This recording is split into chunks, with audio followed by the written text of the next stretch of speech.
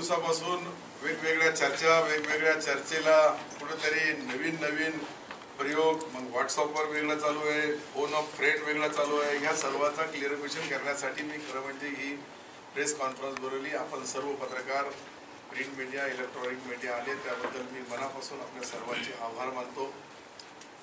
शेवटी राजकारणामध्ये जी परिस्थिती निर्माण होते, ही परिस्थिती जो राज करतोय, राजकारणामध्ये कारण शोधतोय, त्याच्यासोबत अनेक घटना घडतात. त्या घटनेमधली एक ही घटना आहे.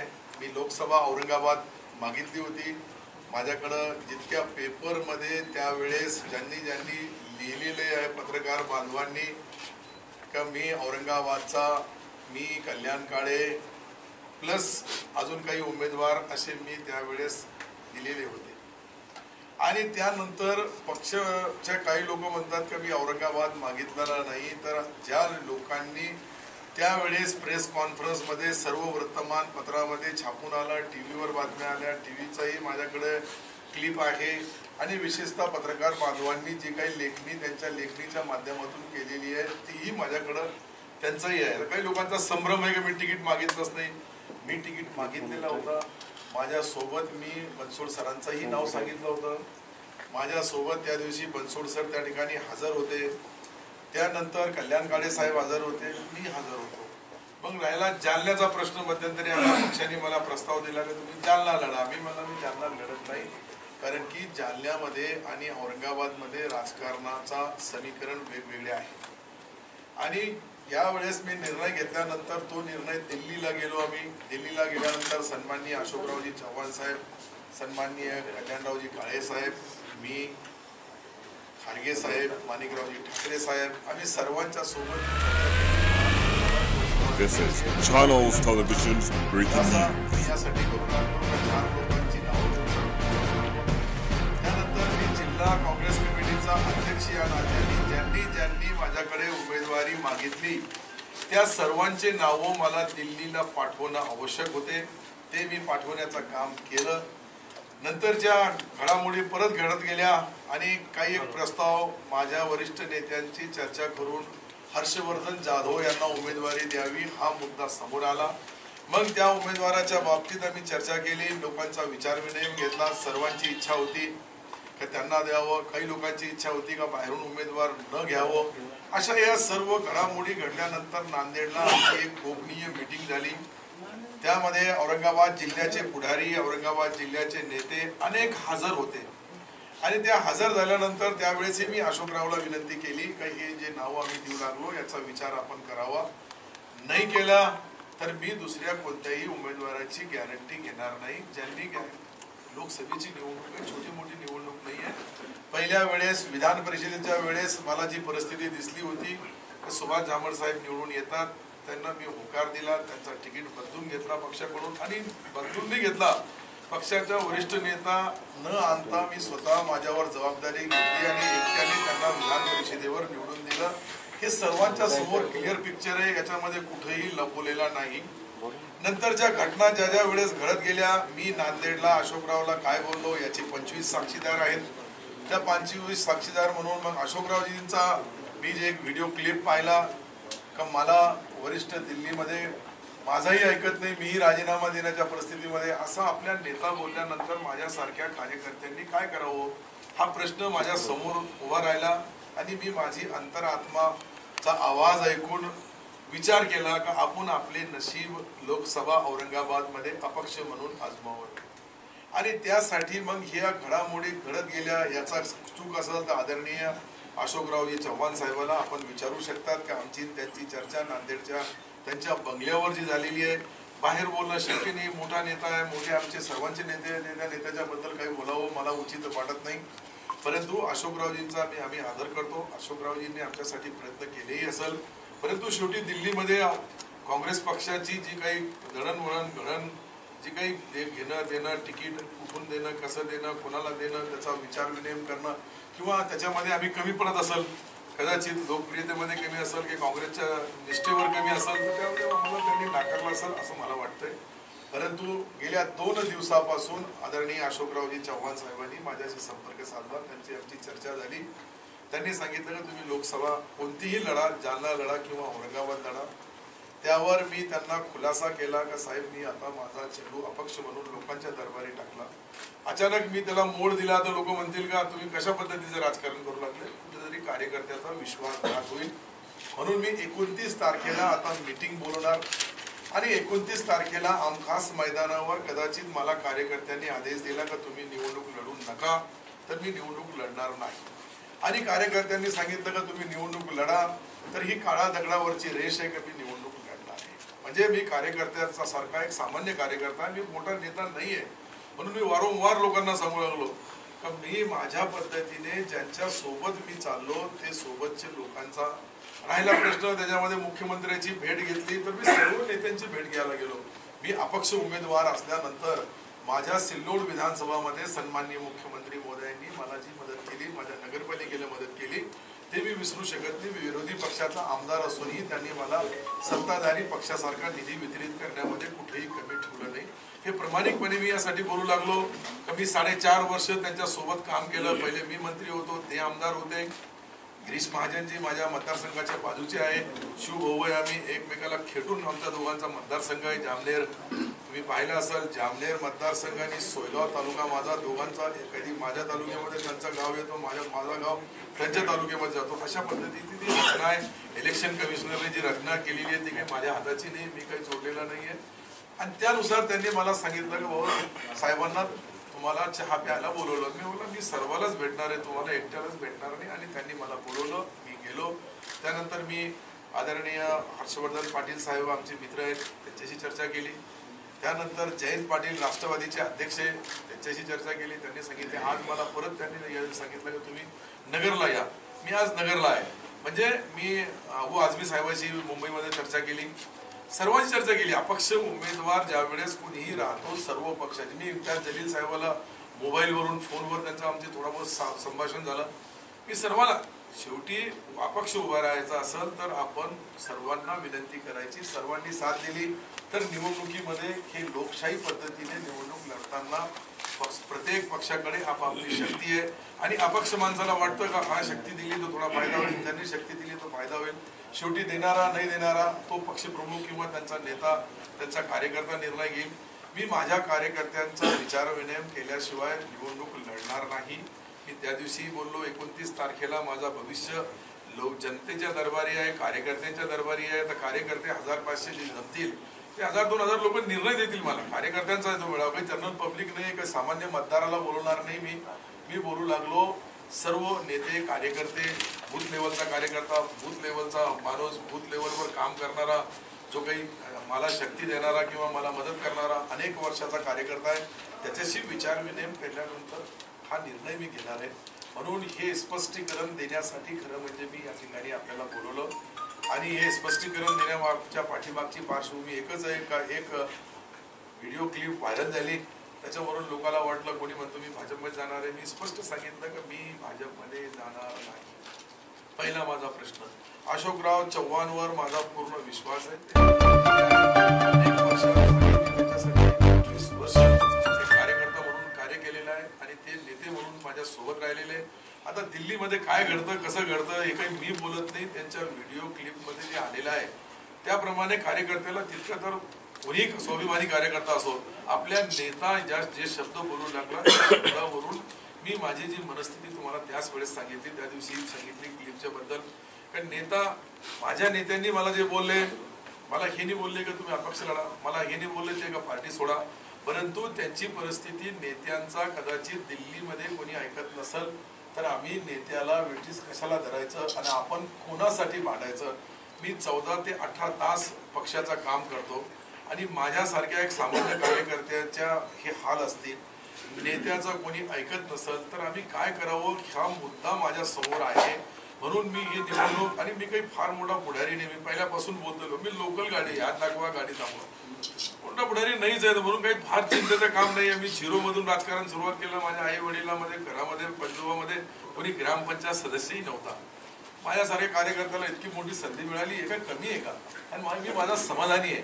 माझा कोणावर मी त्या दिवशी बोललो कोणावर ऑब्जेक्शन नाही, कोणावर ॲक्सेप्ट नाही.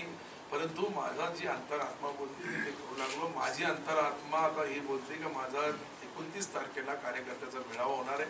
ती काही जर्नल सभा नाहीये, परंतु इतका मोठा कुठे हॉल नाही आहे इथे. काही एका हॉलमध्ये घेतले तर ते कार्यकर्ते मातील, त्याच्यामध्ये बोलतील, त्यांना बोलता येणार नाही.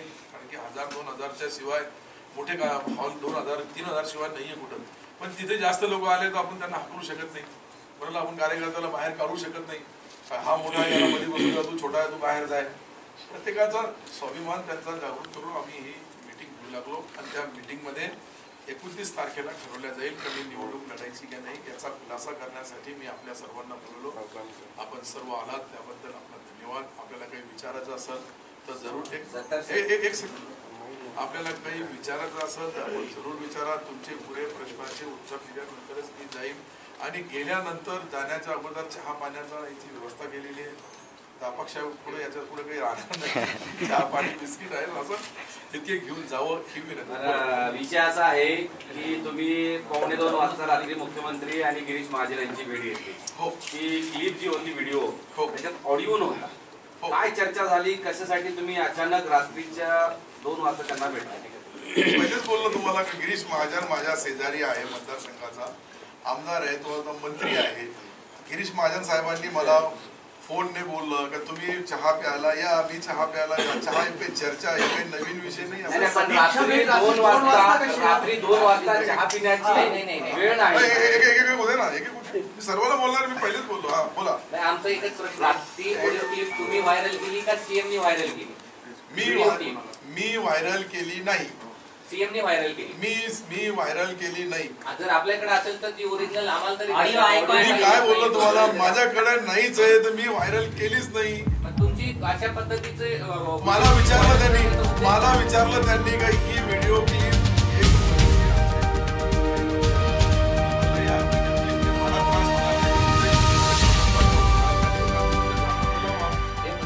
ऐकून तर घ्या, पुरा ऐकणार नाही प्रश्न सुटणारच नाही त्याला.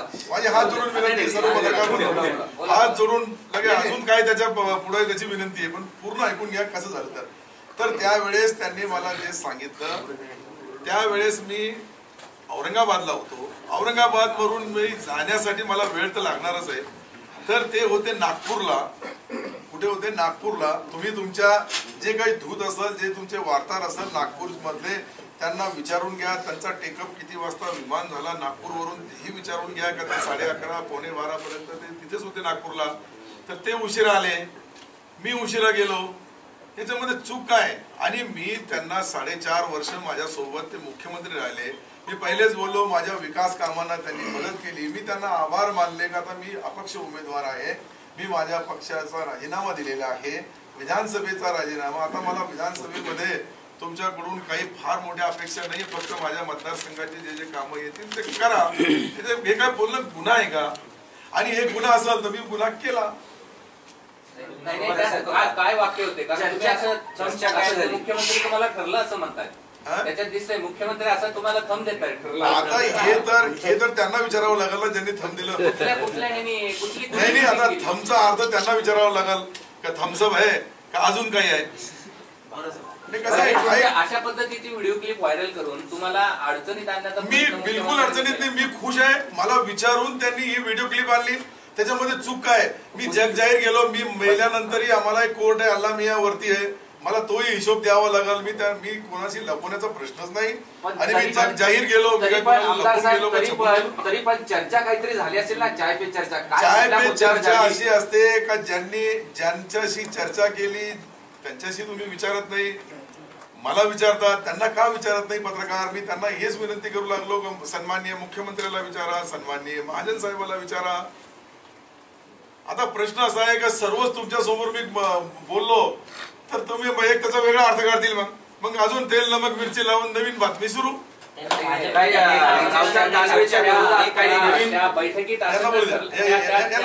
त्या बैठकीत असं काय ठरलंय का रावसाहेब दानवेला पाडायचं? हे पहा, त्या चर्चेमध्ये मी आज सर्वच बोललो तर कसं चालेल?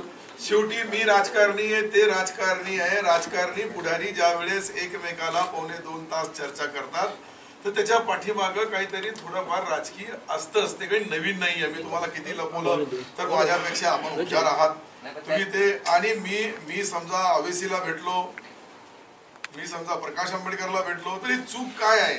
समजा ते मतदान त्यांच्याकडे आहे, मी आता जयंत पाटलाला भेटणार जाणार आहे. प्रश्न मी सर्व नेत्याला का भेटू लागलो याच्या पाठीमाग तुम्ही एकच चष्म्याने पाहिला, तुम्हाला तितकेच दिसणार. सर आता तुम्ही भेटावं, सगळ्याची माणुसकी जपावी हे आमचा याच्याबद्दल आक्षेप नाही, पण ह्या काळामध्ये ज्या भेटी होतात त्याकडे संशयाने बघितलं जातं म्हणून हे प्रश्न आहेत सर. आणि 1.5 तास समीक्षा भेटताय हो, 1.5 तास तुम्ही चर्चा चाय पे चर्चा झाली. तुम्ही स्वतः सांगताय 1.5 पावणे 2 तास. हा 2 वाजले, तुम्ही घडीमध्ये पाहिले का? तुमची चर्चा 12:15 वाजता ते आले. चर्चा झाली त्याची थोडी माहिती आम्हाला द्या. थोडी माहिती हीच आहे ना, तुम्ही आता शोधा, बातमी तुम्ही शोधा. असं सांगितलं का मुख्यमंत्र्यांनी की औरंगाबाद मध्ये खासदार चंद्रकांत खैरे ही युतीचे उमेदवार आहेत, त्यांना मदत करणार नाही, ती तुम्हाला मदत करणार आहे. आता मी हे तुम्ही त्यांना विचारायला पाहिजे, त्यांच्या मन की तुम्ही बात पण सांगा ना, त्यांची मनची बात मी कसं ते सांगू? असं म्हणाले का की युतीपेक्षा तुम्ही महत्वाचे आहात, तुम्हाला आम्ही मदत करू? नाही, बिलकुल नाही. काय भाजप मदत करणार असं वचन तुम्हाला मिळालेलं आहे ते का? काय बोलतील त्यांनाच विचारा तुम्ही. मी जी चर्चा केली त्यांच्या सोबत, ती मला त्यांनी जे 4.5 वर्ष सन्माननीय मुख्यमंत्री भारतीय जनता पार्टी शिवसेनेचे असतानाही माझ्या मतदारसंघात जो विकास निधी दिला, तुम्ही आकडेवारी पाहून घ्या. जी आकडेवारी पाहिली, कन्नड असेल, औरंगाबाद असेल किंवा अजून कोणताही मतदारसंघ असेल, त्याच्यापेक्षा जास्त पैसा ज्यावेळेस मला मिळाला, त्यांचे आभार मानणे ही चूक असेल तर माझी चूक केली मी. 4.5 वर्ष तुम्ही आभार एवढेच मानणारे, भेटीपुरते मर्यादित आहेत का प्रवेशापर्यंत पोहोचणार आहेत? नाही, फक्त आभार हे निधी पुरते आणि नेत्यांचा आभार यासाठी मानावं लागतं की ते आज राज्याचे विधानसभा झाल्यानंतर राज्याचे प्रमुख आहेत. ते सत्तार साहेब, विषय असा आहे की खूप जवळचा माणूस दुःख एकमेकाला सांगत असतो. तुम्ही अशोक चव्हाण तुमच्या जवळचे खूप आहेत, जवळचे आहेत, तर त्यांचंही दुःख तुम्हाला सांगितलंय का? जसं तुम्ही पक्षाच्या बाहेर पडून तसंही ते काही पडणार आहे? दोघांनी मी अशोकरावशी सर्व चर्चा करतो. अशोकरावचा माझा काही वाद नाही, ते आमचे नेते आहे. ही सर्व परिस्थिती त्यांच्या कानावर आहे, त्यांना सर्व याची माहिती आहे. ते राज्याचे प्रमुख आहेत, ते बी राहिलेले आहेत, ते मुख्यमंत्री 2दा राहिलेले आहेत, त्यांना माहित नाही का मी भेटलो तर? व्हायरल झाल्यानंतर काही तासातच तुम्ही बंडाळी केली, म्हणजे काय त्याचं कनेक्शन अशोकरावांची आहे का? त्यांनी तुम्हाला सांगितलंय का त्यांनी असं बंड करा? तुम्ही 13 तारखेला जी बैठक घेतली होती, प्रेस कॉन्फरन्स इथे घेतली होती, त्यात तुम्ही सांगता की मी माझं नाव पुढे केलं होतं, पण तुम्ही फक्त सुभाष झांबड आणि नामदेव पवार बनसोडे साहेबांचं जे नाव घेतलं त्यांचं तुम्ही सांगितलं होतं का गंगापूरने त्यांना विधानसभेचं तिकीट देणार? लोकसभेच्या गोष्टी इच्छा दाखवली दादा, तो तुम्ही पूर्ण प्रश्न ऐकत नाही. मी काय बोललो का त्यावेळेस त्यांनी जी मागणी केली होती त्या लिस्टची घोषणा बोललो तुम्हाला, तुम्ही समजूच लागले नाही का? त्यावेळेस बनसोडे सर पण होते, मिटिंगला होते, आता हे उभे आहेत सर, हे बनसोडे सर बोलण्याचा तुम्ही समजू लागले नाही का? बनसोडे सरांच्या बाबतीत मग नंतर शेवटी जे तिकिटावर फायनल आला आणि त्यांचं नाव पुढे येऊ लागला, त्यावेळेस काही पत्रकारांनी बनसोडे सरांचं काय करणार, तर मी म्हणलं मी त्यांना विधानसभा गंगापूरमध्ये मदत करणार, त्यांना उमेदवारी मागणार. आता मीच काँग्रेस पक्षामध्ये नाहीये, तर आता दुसऱ्याला उमेदवारी देण्याचा प्रश्न राहिला का? तुमची अशी म्हणणं आहे की तुम्ही पण इच्छुक होते लोकसभेच्या उमेदवारी, उमेदवारी मिळालेली आहे, बरोबर, ठीक आहे. पण आता स्वतः झांबड साहेबांनी काल सांगितले की जर त्यांना जरी इच्छा असेल तर मी थांबतो, माझी उमेदवारी. महापक्षांनाच का भूमिका असणार आहे त्यांच्या या मी तेच तो बोलू लागलो. प्रश्न आता अशोकरावजी आणि वरिष्ठ नेते दिल्लीमध्ये निर्णय घेणार. हे काय किराणा दुकान नाही का याचं तिकीट याला दिलं, त्याचं तिकीट त्याला दिलं, माझ्या खिशामध्ये आला मी याला देतो.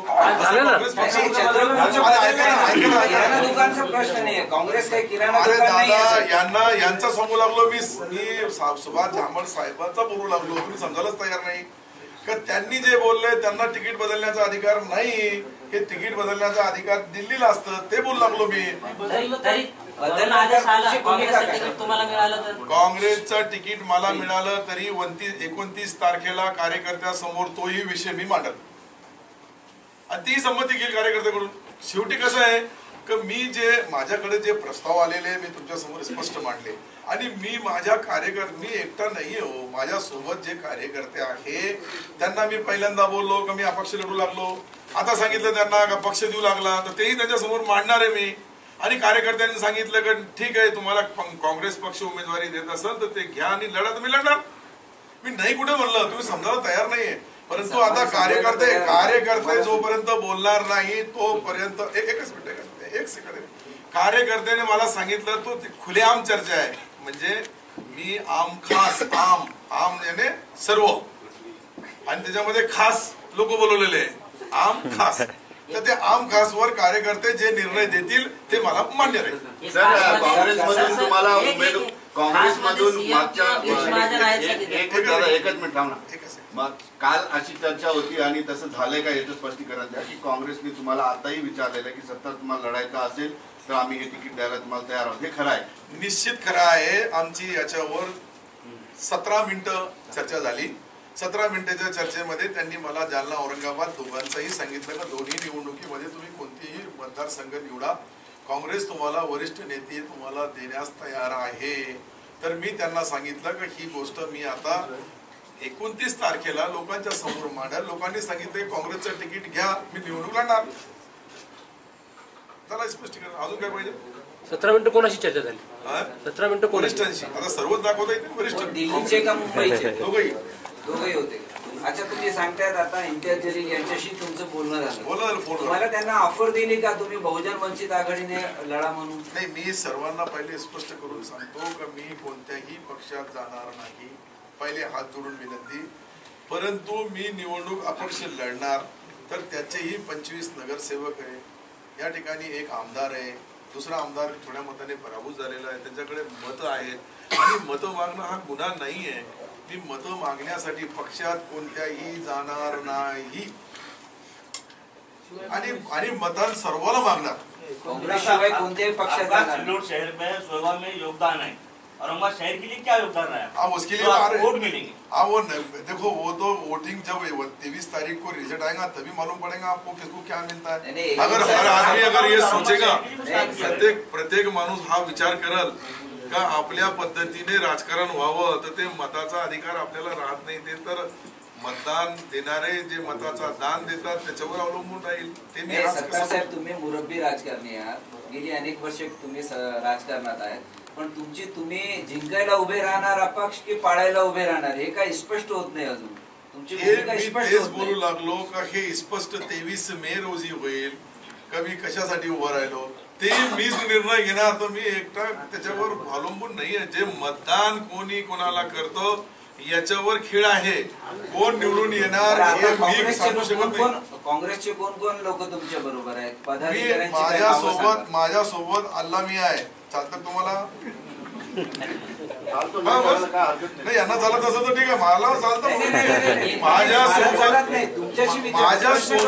माझ्यासोबत ते माझा रिमोट कंट्रोल वरती आहे.